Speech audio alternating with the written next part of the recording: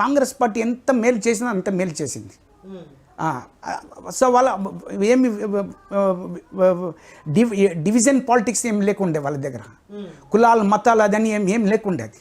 కానీ వీళ్ళు వచ్చిన తర్వాత ఎంత ఇదైందంటే అంత పెద్ద ప్రాబ్లం అవుతున్నాయి. సార్ వాస్తవానికి మీరు చెప్పండి, దేశంలో బీజేపీ పార్టీ హిందుత్వం అంటుంది, కాంగ్రెస్ పార్టీ సెక్యులరిజం అంటుంది, కానీ ప్రజలకి ఇందులో ఏది నిజంగా ఉపయోగపడుతుంది అంటే ఏం చెప్తారు? 100% సెక్యులరిజం ఉపయోగపడుతున్నది.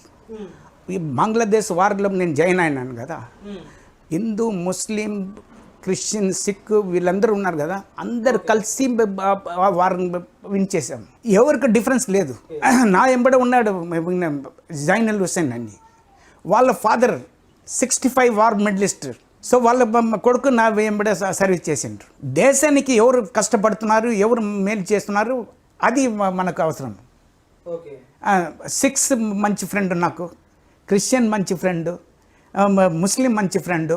సో ఇటువంటి అందరు మేము కలిసిమెలిసి ఉన్నాము. సో ఆ యూనిటీ దేశాన్ని ముంగట తీసుకుపోతున్నది. ఇప్పుడు ట్రైన్లో పోతున్నాము, ట్రైన్లో పోయేటప్పుడు ఇప్పుడు అన్ని కులాలు మతాలను ఒకసారి పోయేటప్పుడు ఒకళ్ళొకళ్ళ మొక్కం నీ ముస్లిమా నువ్వు ఉందా అంటే సంతోషంగా పోతాం మనం. అదేవిధంగా అరే మనం అందరు ఫ్రెండ్స్, మనం ఒక దేశం నుంచి వచ్చినాము, ఒక స్టేట్ నుంచి వచ్చినామంటే సంతోషంగా పోదాం, మన ప్రయాణం సంతోషంగా ఉంటాయి.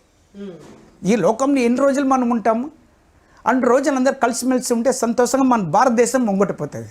డివిజన్ మన లోపలనే వచ్చేస్తే, అది కూడా పర్టికులర్గా డిఫెన్స్లో వస్తే చాలా బాధ. ఏమంటే నాకు కడుపు మండుతున్నది. ఈ రోజు కూడా డిఫెన్స్లో తీసుకొచ్చిండ్రు వీళ్ళు, ఆర్ఎస్ఎస్ డిఫెన్స్లో రావద్దని.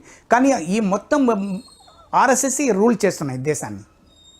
ఎట్లా రూల్ చేస్తున్నాయి? ఇప్పుడు రాహుల్ గాంధీ చెప్పిండ్రు కదా, 72 ఐఏఎస్ ఆఫీసర్ మొత్తం భారతదేశాన్ని నడిపిస్తున్నారు ఢిల్లీ నుంచి. దాంట్లో 70 ఆర్ఎస్ఎస్ వాళ్ళు ఉన్నారు, 2 ఎస్సీ ఉన్నారు. పవర్ అని వాళ్ళ చేతుల్లో ఉంటాయి కదా. ఇప్పుడు నరేంద్ర మోదీకి ఏం తెలుసు? అది ఆయనకి ఏ తెలియదు, బి తెలియదు. వీళ్ళు గైడ్ చేయాల్సిందే కదా. లేదు, ఆయన ఏం టెలిప్రాంప్టర్ పెట్టుకున్నాడు ఆయన చెవుల్లో. వీళ్ళు పక్కకు ఉంటారు వాళ్ళ ఆఫీసర్ ఇంకొకడు, ఆయన ఏం మాట్లాడుతుంటే ఈయన మాట్లాడతాడు.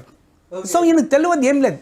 నరేంద్ర మోదీ నా దుశ్మన్ ఏం లేదు, నరేంద్ర మోదీ నాది ప్రాపర్టీ ఏం తీసుకెళ్ళలేదు. అటువంటి పెద్ద సీట్లు ఆయన కూర్చోపెట్టుకొని ఈ ఆర్ఎస్ఎస్ వాళ్ళు నడిపిస్తున్నారు ఆయన. ఆర్ఎస్ఎస్ మెంటాలిటీ ఏమంటే ముందు చెప్పినాను కదా, ఈ రామస్వామి పెరియార్ది. కానీ